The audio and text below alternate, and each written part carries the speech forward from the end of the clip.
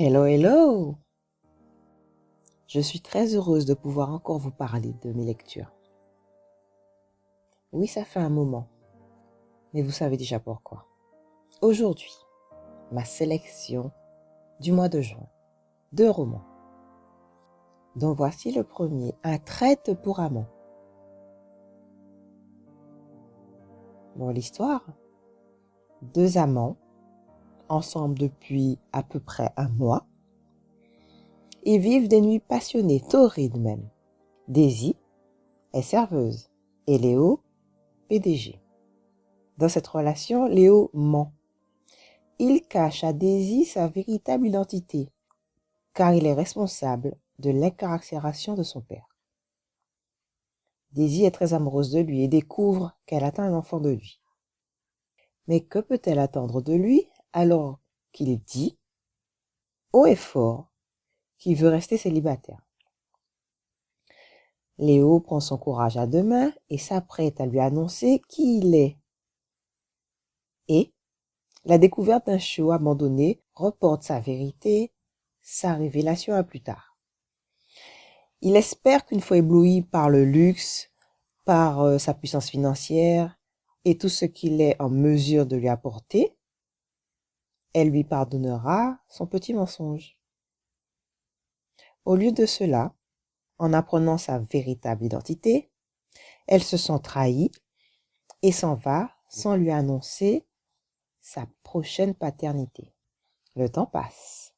5 mois de grossesse. Léo, de retour à New York, apprend que Daisy attend un enfant et déduit qu'il est forcément de lui. Il lui demande de l'épouser, car c'est la seule solution pour mettre sa descendance à l'abri du besoin.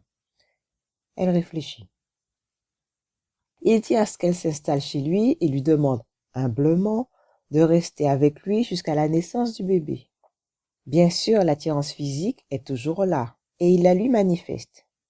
Mais elle s'y refuse, et la condition qu'elle impose pour rester auprès de lui est qu'il arrête d'essayer de l'embrasser ou de se rapprocher.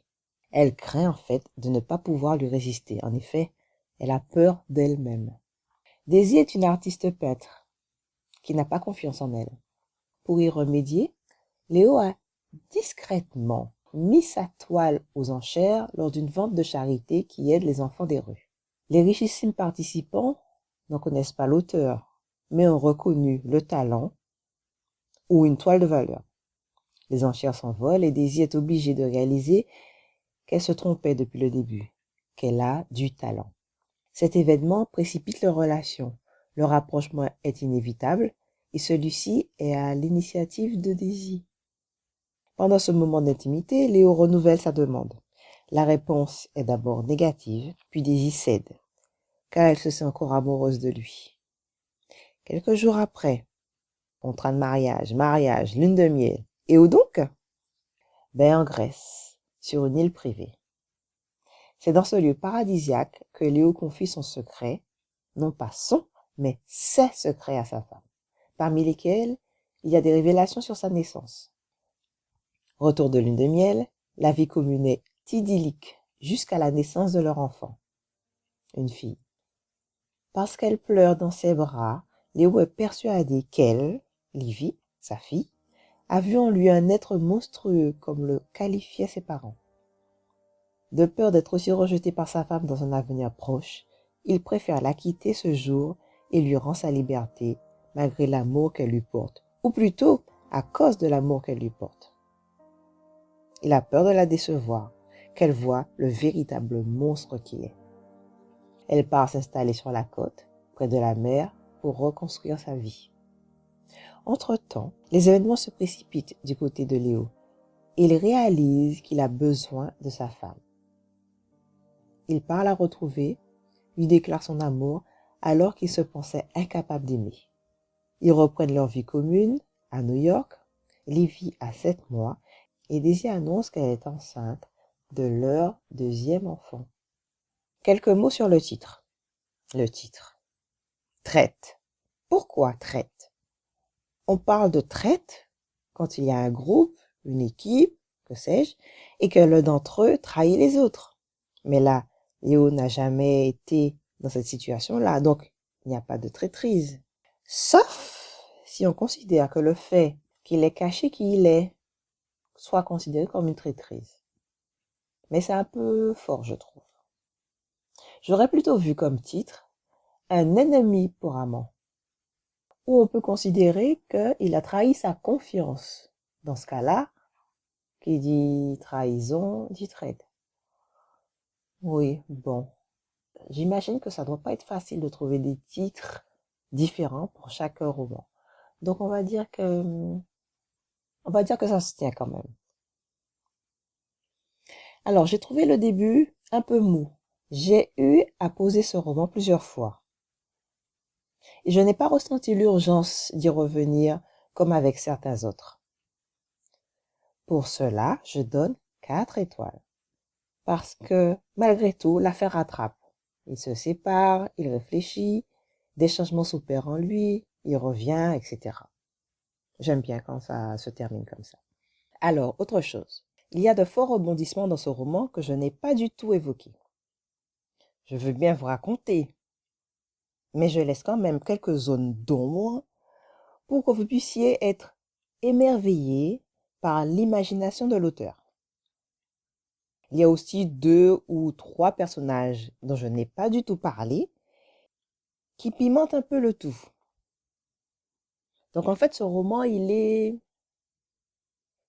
y a de quoi faire pour être passionnant, mais il manque un petit quelque chose. 3 fois rien, je pense. J'ai pas encore mis le doigt dessus. Alors peut-être les 5 mois de grossesse passaient trop vite. Pendant ce temps-là, on aurait pu nous parler des états d'âme de Léo.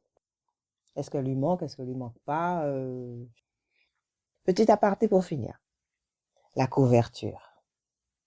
Ou plutôt la robe.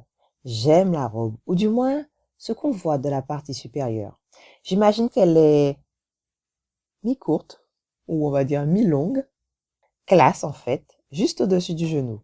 Vous savez que les belles robes me font craquer. Ben, ça dépend de la coupe. Mais celle-là m'a l'air moulante. Et la griffure de dinosaure la rend très sexy. Parce qu'elle dévoile une partie du buste. J'aime. Alors, pour ceux qui veulent aller droit au but. Non, je ne parle pas de foot. Bon. La 4e de couverture. Léo est apparu dans la vie de Daisy tel un miracle. Un rêve.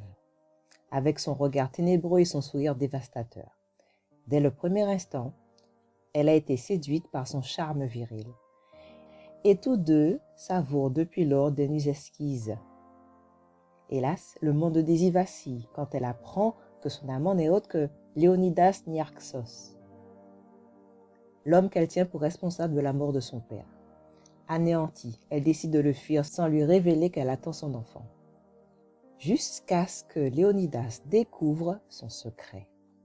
Voilà, chers lecteurs. À bientôt pour de nouvelles aventures romantiques. Ciao.